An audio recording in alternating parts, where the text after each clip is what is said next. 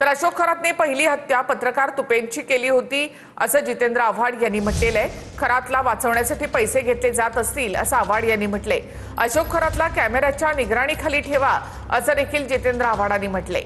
अशोक खरातच्या ट्रस्टच्या सदस्यांची चौकशी करा अशी मागणी आव्हाडांनी विधानसभेत केली आहे।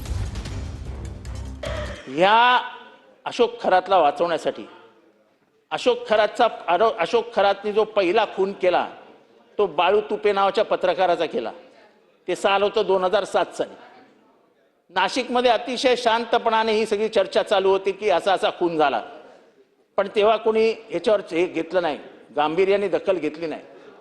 सकाळमध्ये ह्याच्यावर चर्चा झाली। सकाळमध्ये 10 सातत्याने लेख लिहून आले अशोक खरातवरती।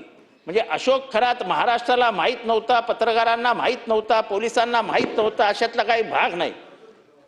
पण मग अध्यक्ष महोदय, एकीकडे पोलीस चांगला तपास करतायत, त्यांचं कौतुक करायला हवं, पण पोलिसांनी हा इंटेलिजन्स फेलियर आहे की नाही अध्यक्ष महोदय?